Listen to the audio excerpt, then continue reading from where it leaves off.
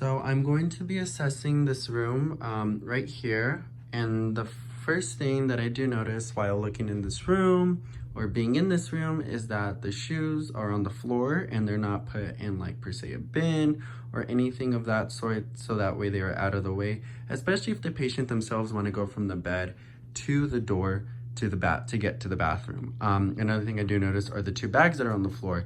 Those are also can be precautions because these as well, you could trip, you can slip on them.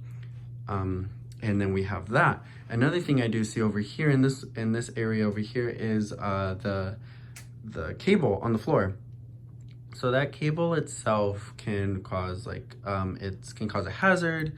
And if the patient wants to go from the bed or wants to grab something from here, they could entangle in that, their feet gets caught, and then they can fall either that way or this way or to the side and don't even catch themselves. Another thing I do notice also with this room is that the lamp itself is far from the bed. And that's an issue because in itself, say the patient wants to turn on the light to go to the bathroom, there's this gap in between. So it's good to have, it would be better to have the dresser closer to the bed so that way the patient doesn't have that likelihood of falling in between and getting stuck on themselves if they can't pull themselves up from falling in between this gap for wanting to turn on the light. So that's one issue itself because there's only this light and there's only that light right there, which the switch for it is all the way over here. So not convenient for the patient because it's out of reach. One's out of reach, there's two out of reach, and they themselves, when the room is dark and it's at night, they can easily trip, especially if they're going straight.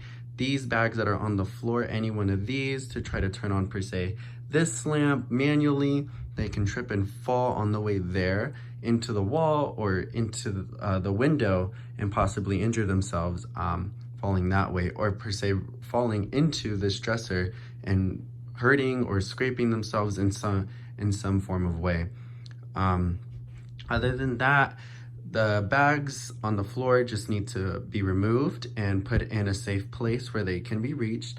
The lamp itself needs to move closer and probably switched with this thing right here and switch places, and the dresser needs to be moved inwards more so that way the patient themselves are able to turn on the lamp if needed to.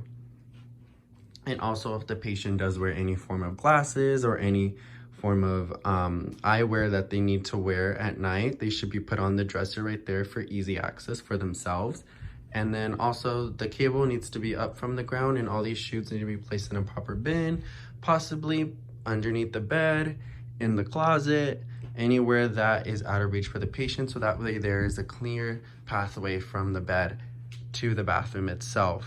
And also the bags need to be recovered and picked up, put things away, and whatnot.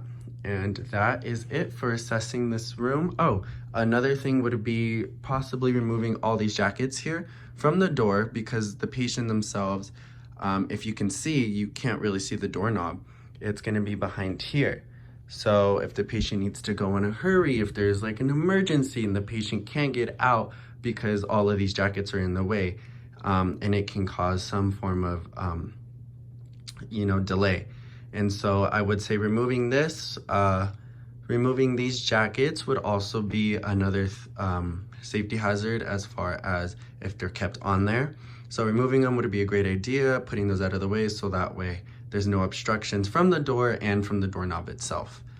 And that, in conclusion, is all my assessments for this room and what safety hazards there were. Thank you.